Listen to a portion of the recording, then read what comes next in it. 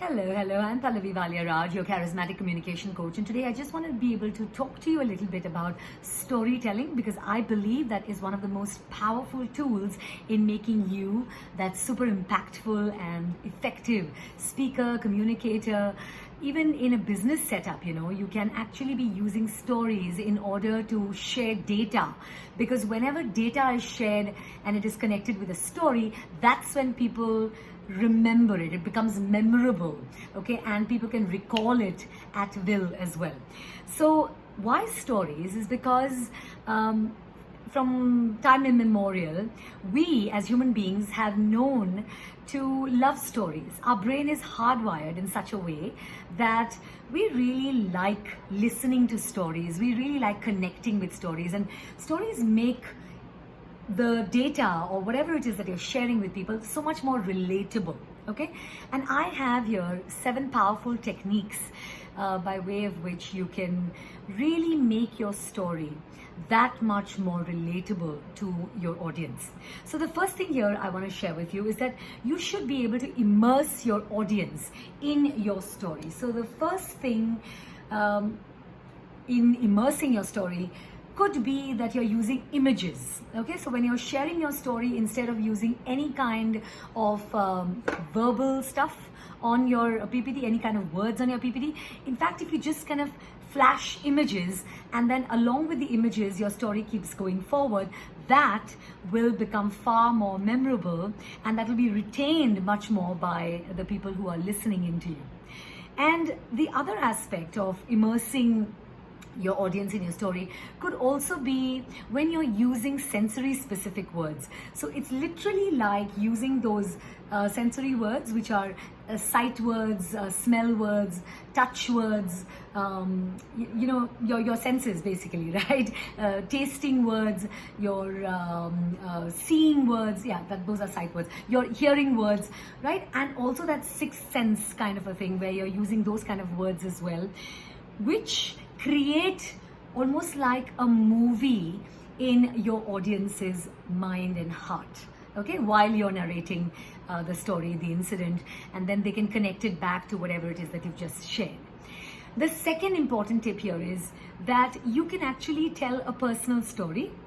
And when you're talking about personal stories, right, it really connects with that emotional side of people, and you become so much more relatable. You become somebody who is very real for them, okay? And they start thinking as though, hey, if this person has been able to go through this and also is sharing it with me, this person is authentic, this person is vulnerable enough to share the story with me, the sad parts, the not so great parts, the part where maybe, they've done something wrong and they're still willing to share it as a story with me.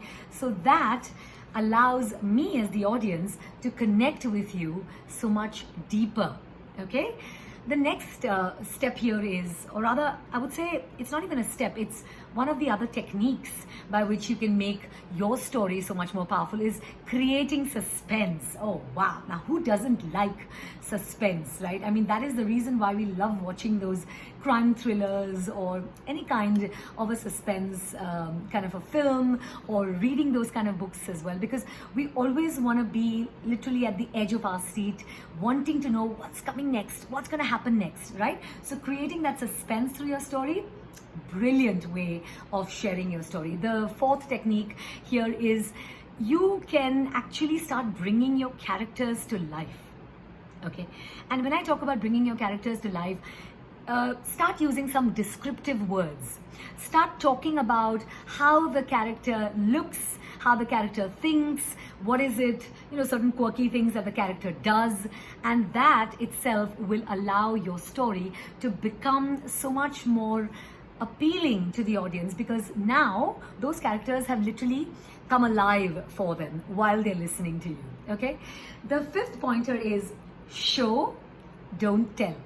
All right. When I talk about show, don't tell, even with your words, you can actually start showing things to your audience, like make it so vivid that they start having these images, because images are very, very powerful. It's not for nothing that they say that an image speaks more than 1,000 words, or 1,000 words. And when you are showing people through your story what's actually happened, you could be doing it in so many different ways. You could be doing it in a chronological order. You could be starting right in the middle of the action and then going back to, okay, where did it all start? You could be doing, you're in the present tense, but you're going into flashbacks and sharing that story. So literally you're showing, you're not just telling. Okay, and they are absorbing everything with all their faculties, not just their ears. Okay, very, very important. The fifth point is to be able to build up to a star moment.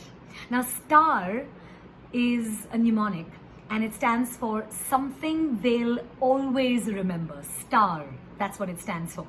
Now, a star moment can be created in so many different ways. You can use a surprising statistic to create a star moment. You could create a very emotional kind of a moment in order to be able to create that star moment. Okay, you can also be, like I said earlier, sharing it in that kind of a suspense manner, and then leaving them with, just towards the end, the actual result, or whatever really happened in your life. So there could be, like a hero's journey where, everything started so beautifully, and then of course there was that massive dip, and then towards the end you are leaving them with something that they can never forget. It could be an image of how you kind of made it through all your trials and tribulations. It could be that rags to riches kind of a thing where you come from this kind of a setup, but right now see where I am. So you're leaving them again with that kind of an image where they'll never be able to forget it. Or you can also do it by maybe giving your entire story in one line towards the end and making them repeat that line. Okay, so the classic is, I have a dream, right? And you could probably have them chant, I have a dream, and that's how also your story will take them to that star moment, and they'll never be able to forget that, hey, they listened to this talk, and in that talk was this story, and this person actually made you chant something or say something, repeat something as words which stayed with them. Okay, and then whenever those words come up, they kind of head back to your story. Okay, so that's very powerful again. And the seventh technique is to be able to end with a very, very positive message towards the end. Okay, so it's like giving them a key takeaway, but that takeaway, if it is positive, then that makes so much sense. So that takeaway could be a feeling that they're left with. That takeaway could be something which is thought-provoking, and they are thinking about it for days on end. Or that takeaway could also be a positive action that they need to take. So it has to happen in such a way in your story that, as you build up in your story, you were down, and then when you made that shift in your life, you took certain decisions, or you took a particular action, and you started thinking a particular way, or you started feeling a particular way, and therefore that led you to action. And that, you could leave with them as their key takeaway, because then they know that whenever they're feeling a particular way in life, they're feeling down, or they're going through those trials, they also would be able to take this kind of action or move to this kind of feeling or thought process, and they would definitely be able to take themselves to the next level of change, next level of impact, to their version 2.0, right? So those were the 7 techniques by which you can really make your storytelling that much more powerful. Do share with me in the comments what has been your biggest takeaway from this particular video, and of course write into me if you want more such videos and on what kind of topics, and I'll definitely bring them to you. I'm Pallavi Valyaraj signing off at this point in time. Ciao.